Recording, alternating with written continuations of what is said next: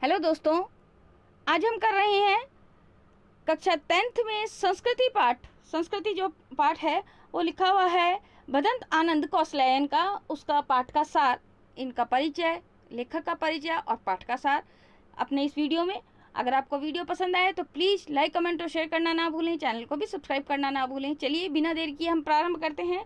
लेखक भदंत आनंद कौशलयन का लेखक परिचय, व्यक्तित्व और कृतित्व। तो इनका जीवन परिचय के बारे में हम पढ़ रहे हैं बच्चों। देखिए, हिंदी साहित्य के प्रसिद्ध लेखक भदंत आनंद कौशलयन का जन्म हुआ सन 1905 में पंजाब में हुआ। अम्बाला जिले में सोहाना गांव में हुआ था। उनके बचपन का नाम था हरनाम दास। छोटा सा एमसीक्यूज जब आते हैं तो इनके बचपन का नाम, उपनाम, ये भी पूछे जाते हैं, किस उपनाम से लिखते थे ये भी पूछा जाता है। तो आपको अभी याद रखना है कि उनके बचपन का नाम था हरनाम दास। प्रारंभिक शिक्षा प्राप्त करने के बाद ही उन्होंने बौद्ध धर्म अपना लिया और बौद्ध बन गए। विश्व भ्रमण करते हुए उन्होंने हिंदी भाषा और हिंदी साहित्य के विकास का प्रयास किया। वे राष्ट्रभाषा प्रचार समिति से भी जुड़े रहे। वर्धा में रहते हुए उन्होंने काफ़ी समय बिताया। सन 1988 में उनका देहावसान हो गया। इनकी प्रमुख रचनाओं के बारे में देखिए। श्री कौशलयन ने 20 से अधिक पुस्तकें लिखी, जिनमें भिक्षु के पत्र, जो भूल ना सका, आहा ऐसी दरिद्रता, बहानेबाजी, यदि बाबा ना होते, रेल का टिकट, कहाँ क्या देखा आदि प्रमुख हैं। इनकी साहित्यिक विशेषताएं, जो इन्होंने लिखा है उसमें इन्होंने कौन सी विशेषताओं का प्रयोग किया है, कौन सी भाषा है, भाषा का हम बाद में पढ़ेंगे। साहित्यिक विशेषताएं देखिए। भदंत आनंद कौशलयन ने गांधी जी के साथ लंबा समय बिताया। गांधी जी के व्यक्तित्व एवं कृतित्व का प्रभाव लेखक की रचनाओं पर देखा जा सकता है, यानी कि गांधी का प्रभाव इनकी रचनाओं पर स्पष्ट रूप से देखा जा सकता है। ये देश विदेश में भ्रमण करते रहे। भ्रमण के अनुभव की व्यापकता ने उनके काव्य की सृजनात्मकता में वृद्धि की। तो ये इनकी जो देश विदेश में भ्रमण करना था, उनकी रचनात्मकता को बढ़ावा देना था। जो देश विदेश में वो भ्रमण कर रहे थे वो उनकी रचनात्मकता में लगातार वृद्धि होती जा रही थी और वही इनका झलका इनके साहित्य में। अब हम पढ़ते हैं इनकी भाषा शैली। भाषा शैली कैसी है? तत्सम शब्दों का प्रयोग, तद्भव शब्दों का प्रयोग, संस्कृत, फारसी, कौन से शब्दों का प्रयोग किया है तो ये देखिए। श्री कौशलयन जी की भाषा सरल, स्पष्ट, रोचक तथा सपाट है। भाषा भावाभिव्यक्ति में सक्षम है। वर्णात्मक शैली के साथ साथ आत्मकथात्मक शैली का सुंदर प्रयोग है। भाषा में बोलचाल के शब्दों के साथ साथ उर्दू शब्द का भी प्रयोग किया गया है।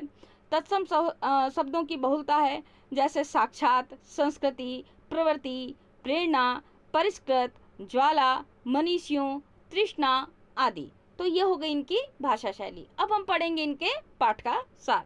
जो इनका पाठ है जो लिखा हुआ है संस्कृति, उस पाठ का सार कि उस पाठ में क्या दे रखा है, ताकि आपको पाठ बिल्कुल स्पष्ट तरीके से समझ में आए। बिंदुवार पाठ का जो चलिए पाठ के सार में हम प्रारंभ करते हैं। जो निबंध है आपके पास में संस्कृति जो पाठ है वो है वास्तव में एक निबंध।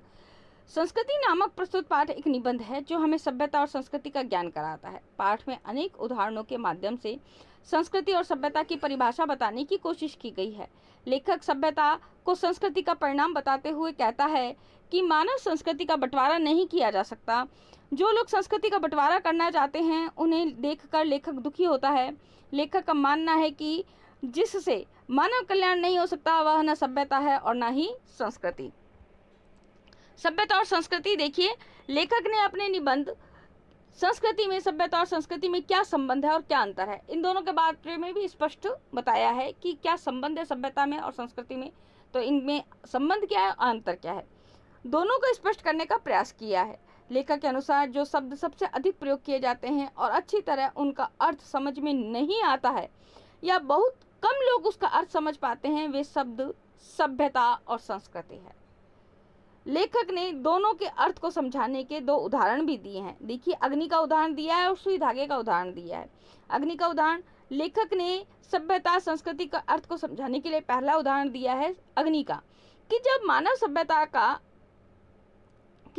समाज का अग्नि देवता ने इससे साक्षात्कार नहीं हुआ होगा, यानी कि जब मानव का जन्म हुआ तब वो अग्नि के बारे में नहीं जानता था, उसके साक्षात्कार नहीं हुआ था, यानी कि वो अग्नि के बारे में कुछ जानता ही नहीं था। तब आदमी ने अग्नि का आविष्कार किया।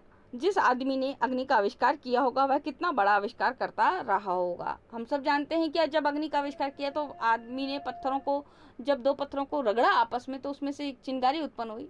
वहीं से अग्नि का आविष्कार प्रारंभ होता है।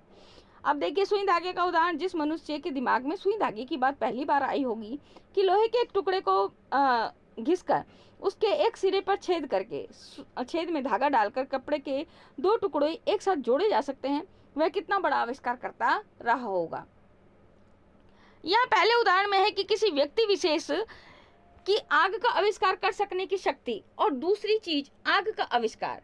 इसी प्रकार दूसरे उदाहरण में सुई धागे का आविष्कार कर सकने की शक्ति और दूसरी चीज है सुई धागे का आविष्कार।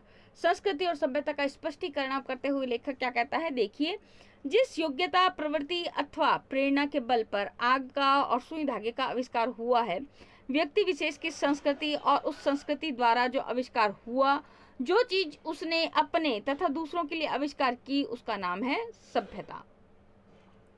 यानी कि देखिए, जब मनुष्य के दिमाग में जो बात आई वो है संस्कृति, और उसने दूसरे लोगों की भलाई के लिए उसको, उस विचार को मूर्त रूप दे दिया, वो है सभ्यता।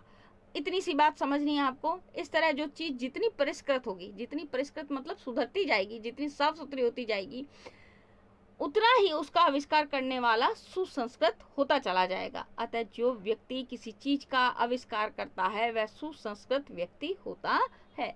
तो यहाँ पर सुसंस्कृत व्यक्ति की भी परिभाषा आ गई कि वास्तव में सुसंस्कृत व्यक्ति क्या होता है। तो वह व्यक्ति जो किसी चीज का आविष्कार करता है वो वास्तव में क्या होता है, सुसंस्कृत व्यक्ति होता है। तो सुनिए और कमेंट भी करिए। अच्छा लगा, बुरा लगा, कैसा भी लगा, कमेंट जरूर करिए।